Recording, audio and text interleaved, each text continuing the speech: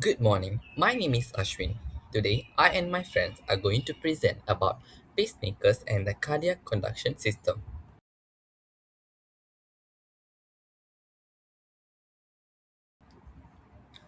First of all, these are the table of contents which we are going to present today that consists of introduction, functionality and suitability, current limitations and improvements, and conclusion. So I'm going to start with the introduction about cardiac conduction system. Our heart has its own electrical conduction system that controls how it beats. Normally, the electrical impulse starts at SA node, which acts as pacemaker of the heart. So, this impulse spreads across the atria, causing them to contract and push blood into the ventricles. And then the signal reaches the atrioventricular node, or we call it AV node, where there is a short delay. This delay is very important because it allows the ventricles enough time to fill with blood. After that, the impulse travels through his Purkinje system, causing both ventricles to contract together. So this coordinated process ensures efficient pumping of blood to the lungs and the rest of the body. So next is a simple introduction to pacemakers. What is pacemakers? Pacemakers are small implantable medical devices used to treat abnormal heart rhythms. They are commonly used in patients whose hearts beat too slowly or whose electrical conduction system does not function properly. Pacemakers work by delivering controlled electrical impulses to the heart when the natural conduction system fails. So the device consists of a pulse generator and leads that deliver these impulses directly to the heart muscle. You can refer to the diagram. Modern pacemakers are programmable and can adjust the heart rate based on the patient's activity, helping to maintain a stable and appropriate heart rhythm. I also attach a diagram of types of pacemakers, which are dual chamber, single chamber, and leadless. Next, what is the connection between cardiac conduction system and pacemakers? Okay. When the cardiac conduction system is disrupted, serious rhythm disorders can occur. One of the most severe conduction is third degree AV block, also known as complete heart block. So, in this condition, electrical impulses from atria do not reach the ventricles at all. So, this causes the atria and ventricle to beat independently. As a result, the ventricles rely on a slow and unreliable escape rhythm, which can lead to dizziness, fainting, heart failure, or even sudden death. So, the main treatment for symptomatic complete AV block is permanent cardiac pacing. So, dual chamber pacemakers are especially important because they stimulate both atria and ventricles in sequence. This helps to restoring atrioventricular synchrony and closely mimicking normal heart rhythm.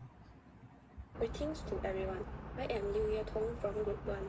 Today, I would like to talk about the functionality and suitability of dual-chamber pacemakers. Pacemakers are medical devices engineered to regulate abnormal cardiac rhythms by delivering electrical impulses to the heart. Among other cardiac disorders, they are primarily utilized to treat bradycardia caused by sinus node dysfunction or atrioventricular block. Pacemakers may be temporary or permanent, contingent upon the patient's specific requirements and technological advancement. A dual-chamber leadless pacemaker system comprises two percutaneously implanted devices, one in the right atrium and the other in the right ventricle. Leadless dual-chamber systems such as Abbott's Avia-DR employ implant-to-implant communication using conductive signals through blood and myocardium for beat-to-beat AV synchrony without transvenous states. The system delivers electrical impulses directly to the heart muscle to restore the normal heart rhythm. The diagram shown here is the structure of the pacemaker. Each pacemaker is a fully self-contained unit with a fixed helix design, delivered percutaneously via a catheter through the femoral vein to the intended cardiac chamber. Next is the relation of dual-chamber pacemakers to anatomy and physiology. Atrioventricular block is a cardiac conduction system disorder caused by impaired transmission of electrical impulses from the atria to the ventricles. It is classified into three types. Today, we are focusing on the third-degree atrioventricular block. Third-degree atrioventricular block is characterized by a complete absence of electrical conduction between the atria and the ventricles. The SA node cannot act to control the heart rate without appropriate conduction through the AB node. If this left untreated, the condition can be life-threatening. Most affected patients require implantation of a permanent pacemaker, while temporary pacing may be used in selected cases as a bridging measure until permanent pacing is established. So, how does a pacemaker function? A third-degree AV block results in total heart block when no P waves are produced to form QRS complexes, and this causes AV dissociation, which is the absence of electrical communication between the atria and ventricles, results in no relationship between P waves and QRS complexes. Here, the pacemaker does its work. An escape rhythm from a ventricular or junctional pacemaker sustains cardiac function. Escape rhythms that originate above the His-Mandel bifurcation usually produce narrow QRS complexes, persistent rapid heart rates, and moderate symptoms such as fatigue. There are 4 different types of blanking periods in DDDR pacing modes.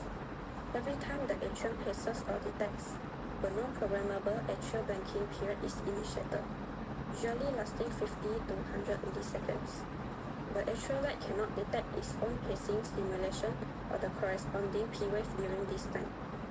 Moreover, a ventricular pace or sense event, usually set at about 220 milliseconds, initiates the post-ventricular atrial blanking period. The purpose of this device is to stop the atrial lead from detecting far-field ventricular signals like the intrinsic R wave or ventricular pacing output. In dual-chamber pacing, each ventricular pace or sense event is followed by a non-programmable ventricular blanking time to prevent improper detection of the intrinsic R wave or ventricular pacing pulse. This period lasts 50 to 100 milliseconds and is dynamically adjusted based on signal strength. Additionally, a ventricular blanking period occurs after an atrial pacing pulse to prevent sensing of the far-field atrial stimulus. Next, let's look at why normal heart coordination is so important and what happens when it is lost. In a healthy heart, the atria contract first and followed by the ventricles. This timing allows the ventricles to fill properly before pumping the blood out. A proper atrioventricular timing is essential for adequate cardiac output, meaning enough blood and oxygen is delivered to the body. However, not all the pacemakers preserve these natural coordinations.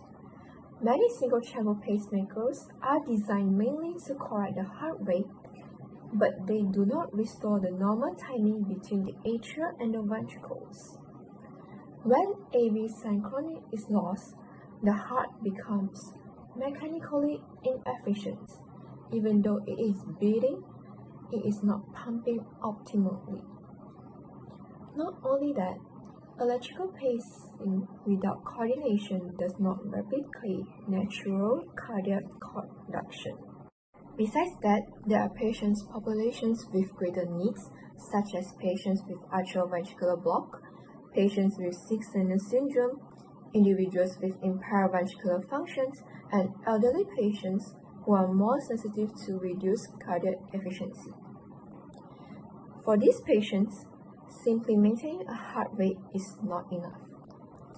Thus, they need pacing strategies that restore physiological AV synchrony so the heart beats in a more natural way. Not only that, they also need devices that support both electrical rhythm and mechanical efficiency to ensure effective pumping. In addition, long-term monitoring of both atrial and ventricular activity is important for adjusting therapy. Most importantly, therapies should align with the heart's anatomy and physiology, rather than just forcing a rhythm. Therefore, These medical needs explain why more advanced pacing technologies are necessary, which leads into the next part of our presentation. Now, let's look at the innovation impact of the modern pacemakers. By maintaining AV synchrony, we significantly reduce long-term complications, specifically lowering the risk of pacing-induced cardiomyopathy and the progression of heart failure. Besides that, it also improves the quality of life and symptoms relief. It improves exercise tolerance and enhances quality of life in patients with atrioventricular block and sick sinus syndrome. It allows patients to return to their active daily routine with confidence. Moreover, innovations also brings intelligence.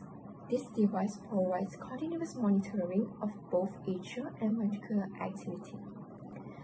This enables early detections of atrial fibrillations, conduction delays, and cardiac pauses. Lastly, it also improves the physiological replications of normal cardiac functions. It coordinated pacing of the right atriums and the ventricular, so we ensure that atrial contractions always precedes ventricular contractions.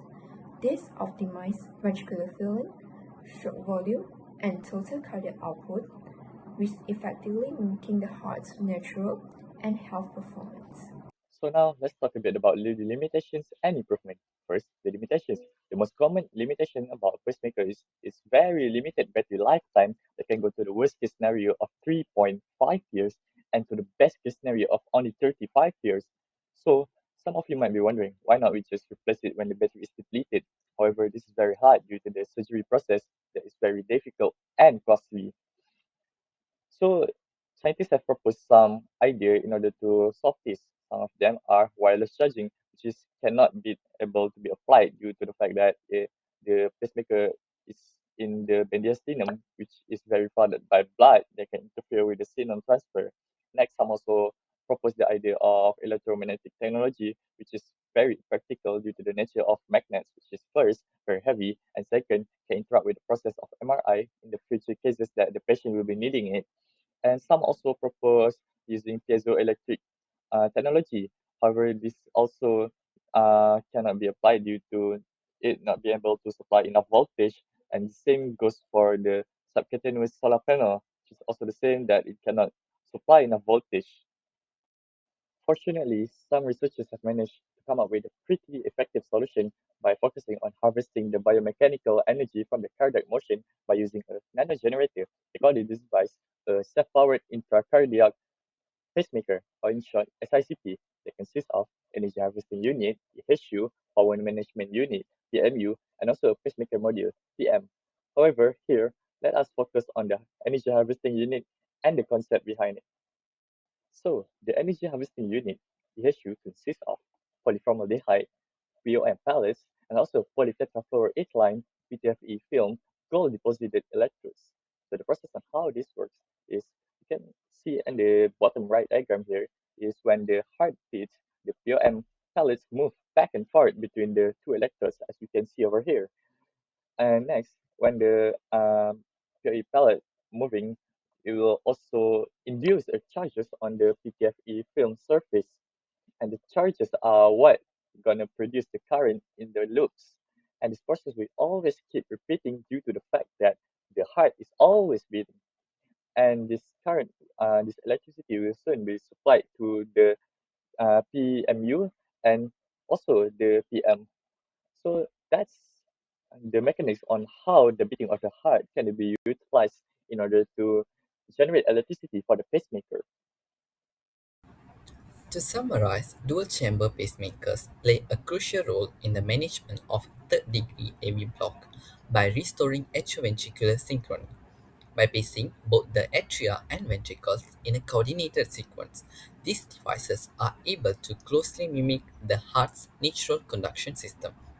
Correct anatomical placement of the pacing leads and appropriate timing of electrical impulses allow for improved ventricular filling and cardiac output, which significantly enhance hemodynamic performance and overall patient quality of life.